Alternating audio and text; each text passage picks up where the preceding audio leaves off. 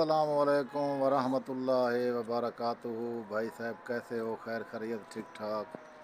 میں آپ کو دکھا رہا ہوں، میں ابھی ایک گھر میں پہنچ گیا ہوں رشتے کے سلسلے میں۔ یہاں ایک لڑکی رہتی ہے، اکیلی رہتی ہے۔ اکیلے پن اس نے کہا ہے کہ مجھے اجیرن بنا دیا ہے۔ پہلے وہ شادی شدہ تھی اور اسے اچانک طلاق ہو گئی۔ طلاق کیوں ہوئی وہ بھی وجہ پوچھتے ہیں۔ لڑکی میرے سامنے بیٹھی ہے، بڑی خوبصورت ہے، لیکن میں ریکویسٹ کرتا ہوں لڑکی سے کہ وہ بات کرے اور صحیح صحیح بتائے کہ اصل ماجرا ہوا کیا اس کے ساتھ۔ زلیخا، میں آپ کے پاس آئی ہوں، آپ نے مجھے کال کیا، بولیں۔ کیا دی پہلے میں کہ تیں میں کو کال کی تے میں تیرو آیا تیری شادی کرنے۔ ول سرکی گال کرو نا، اردو تو میں کوئی نہیں آتی، تو ساں والی شادی کرو۔ میں تو آپ ساری کہانی والا ایویں بھی دے دے سان، لیکن ویڈیو تو آپ کو دیا کوئی اچھا جو انسان گول لگو۔ اچھا میں کو یہ دسا، یہ تے کو خامن جو چھوڑ گئے ان دی دوجھی شادی بھی ہے، دوجھی ترے میں رلا کے لگا گئے، تہاڈا جھیڑا اصل کیڑی شدیں تھا ہے؟ جھیڑا کوئی کہ نہیں دیا، او میرے کو دور راتی متواتر میرے کو رہ گئے، جلے دور راتی رہ گئے میرے کو ول اوترے میں تو اتھے ہی میرے گھر آ گئی ہے، اترے اتھے ہی آئی ہے والے اندر کٹے لگا گئے، ول میں کو طلاقہ دیکھتے نے والا آئی دے ولا بھی نہیں، کوئی گال ہی نہیں سی دسی۔ رات کو کھٹڑے دا آواز آئے پرلے سنے، کیا چکر تھا؟ چیکاں چیکاں دا کو تھا؟ شاید وہ آواز سنا اسی ایسا ساری رات سمجھت کہنا سے سیاڑا لے کر ٹپتے رہتے سے، تے کوئی پتہ نہیں کیا معجرہ تھا ان دنال، باقی ساری رات بہت زبردستی گزرتی پئی ہے۔ ویسے ہون تو کل ہی ہوندے اتھاں میں اے آدھا میں جڑے دیواراں ہیں بہت چھوٹے ہیں تیرے دل پیدا آتے میں رات کو جڑا نا اتھاں ہی چکر لا کے نا تیرے کولو تیرا ویڈیو تو بڑھیندا پیاں والا حال حوالی کر گن سو رات کو۔ دیکھ ایویں نہیں آونا نا، ول میں کہہ نہیں اڑتی رہنی، میں اگر آویں رات دا تے دین دا جیلے بھی آویں میں پہلے تھوڑا کال کر کے دس دے سے، میں ول دروازہ لے ساں تے نال ول کرے ساں۔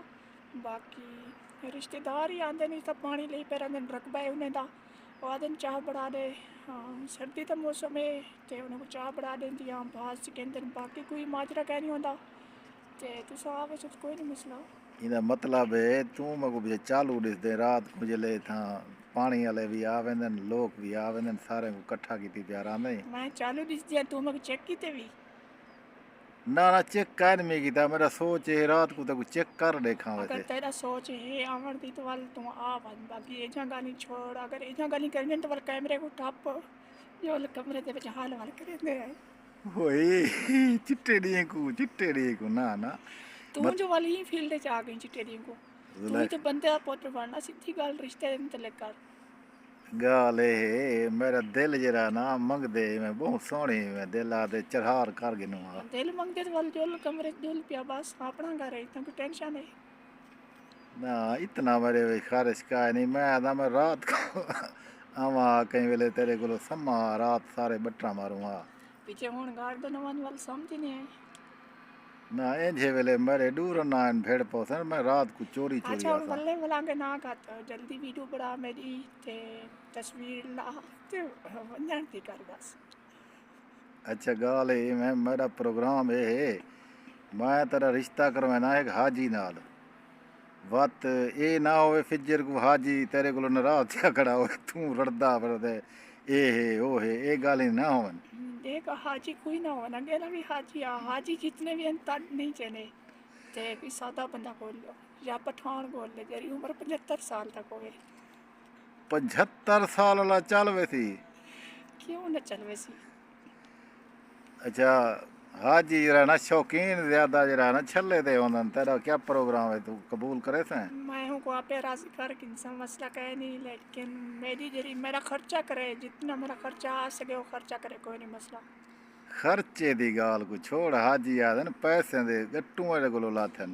5000 منگتے ہیں شاپنگ کے لیے اور نہیں دینے شاپنگ کے واسطے 5000 ایویں انہیں دے آپ کو رکھی پئی نہ میرے کو اینجے سونے حاجی ہے نا وہ پیسے تے بوراں تک اڑے سن گال ہے بلا ہیری پھیری نہیں کرنا ایک دفعہ جلے پیسے کا نکاح تھی بورا ونجے پیسے کا بورا دے سن تو 3-4 دے کٹھے میرا نکاح کروا دے 3-4 دے میں دلیل تھی میں شریعت کو کٹیندا پئی عورتاں نہیں 4 تک شریعت ہے بھئی میں اتنے تو کہہ نہیں گئی 4 رن 4 نہیں گھندا جوان 4 رنا گھن سکدے اچھا رن 4 بندے نہیں گن سکتی ہاں اچھا ٹھیک ہے اچھا کوئی نہ کوئی حقت گلوا دے اپنے بار چلو ٹھیک ہے میں حاجی صاحب کو ریکویسٹ بھیجیندا پیا وہ سبائیں واٹس ایپ تے آسی تیرے نال حال حوال کرے سی تیرا نکاح کروے سوں تو عزت دا زندگی گزارے لوکاں کو چاہ نہ پلا ہن آپ آویدن آپ میں اس لیے نہیں کہیں نہیں آپ گھر آویدن اوکے تیرا بیان پورا ٹھیک ہے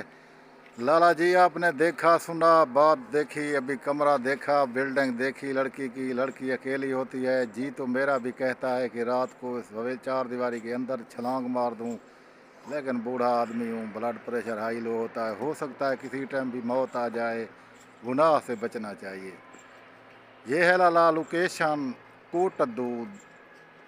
کوٹدو سڑاواں جیسے آپ رابطہ کرو گے میں آپ کا رشتہ کروا دوں گا یہ لڑکی کا ایج ہے 35 سال بڑی خوبصورت ہے اور 2 پیس ہے اوکے اللہ حافظ